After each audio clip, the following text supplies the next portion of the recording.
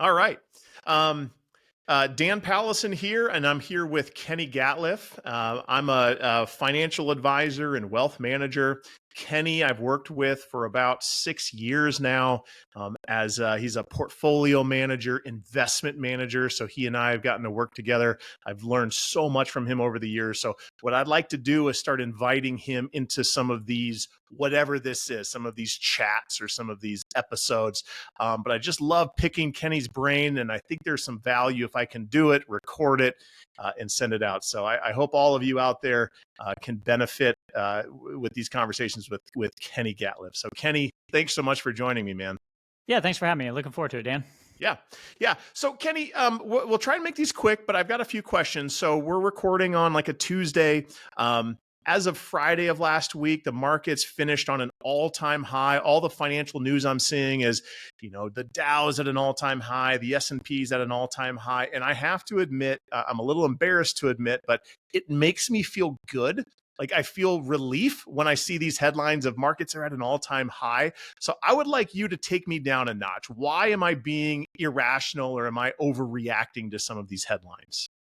Yeah, it's kind of funny. We get this question a lot, and usually it comes from two very different camps. On one hand, people are kind of exuberant saying, hey, the market's doing really well right now. This makes me feel good. On the other hand, people say, oh no, we're at an all-time high. That must mean, things are overpriced. Should I get out? And the answer to kind of both of those is, look, we expect the market to hit all-time highs pretty regularly. So it shouldn't be something that we get overexcited or worried about. And, it's kind of the idea of, the market over the long period of time, if we're going back as far as we have history, it kind of averages out to about a 10% per year return if we're looking at the S&P 500. Sure. Yep. So, obviously that comes with its ups and downs, but something that is continually growing is by definition going to continually be hitting all-time highs. And what we've actually seen from that data is about 30% of months end on an all-time high. So again, this is something that is very commonplace and something we expect.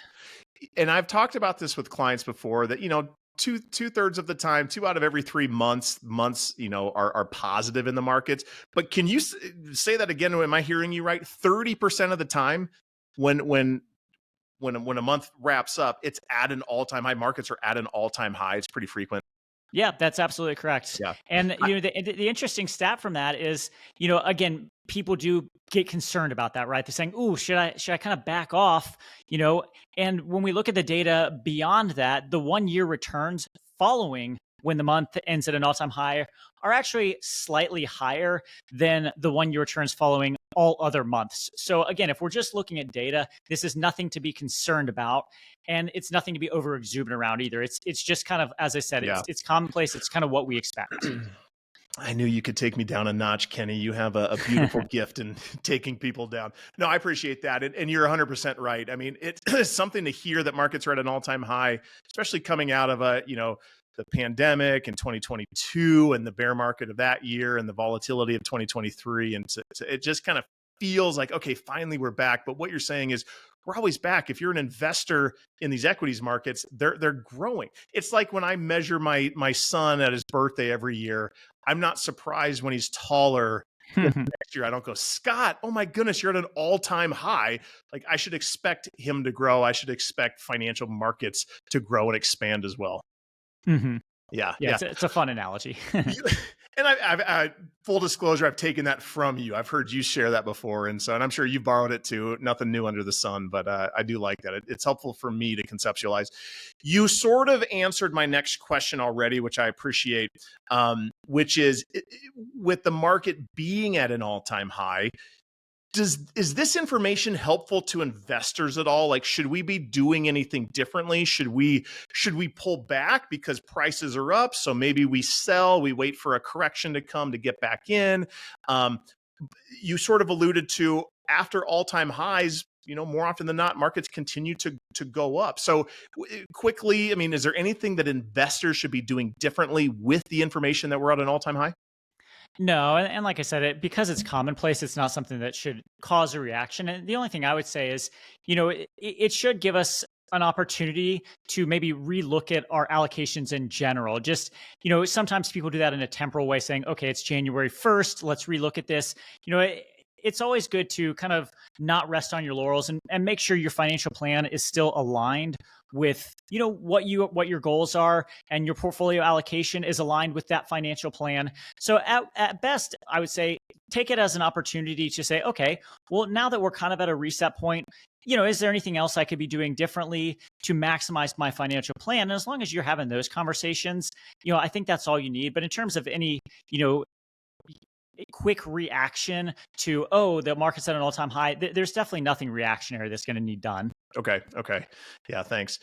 So you mentioned January. We're recording here in January. I inevitably get questions from friends and family, especially around this time of the year, of, hey, what do you think the market's going to do this year?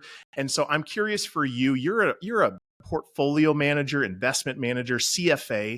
You probably get this question even more than I do about, like, what do you think the market's going to do this year? So my question for you is not, what do you think the market's going to do? I don't want you to make a prediction. I don't think anyone can predict. But how do you answer that when someone says, Kenny, you're a professional. What do you think the market's going to do this year? Yeah, it's a really tough question. And people do assume you have some kind of insight on that.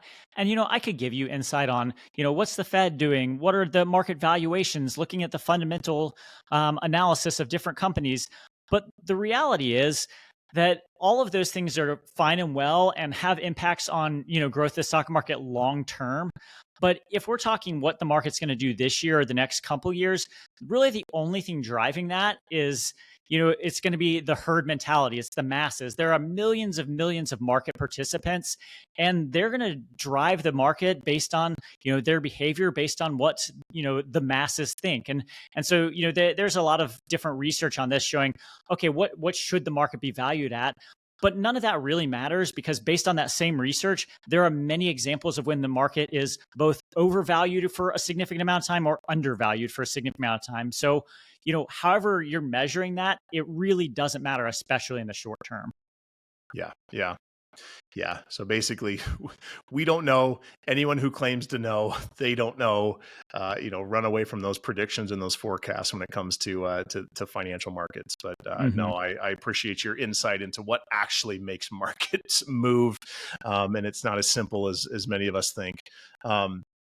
Okay, final question, Kenny.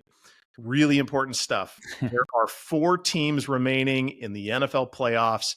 You are a Cincinnati Bengals fan through and through, grew up in that area. You are a diehard, but they didn't even make the playoffs this year. So of the 4 teams remaining, who are you rooting for and why? You got to have the kindred spirit, right? The Lions are probably the only more tortured fan base than the Bengals over the last 40 years. So you got to hope for at least for the sake of their fans to see some success. So I'll get behind them for at least the next couple of games. I'm actually with you. I have no dog in the fight either. I remember many years as a kid watching old Barry Sanders highlights and rooting for those Lions, even having like a Barry Sanders jersey growing up in Minnesota. So I was ridiculed a lot in middle school.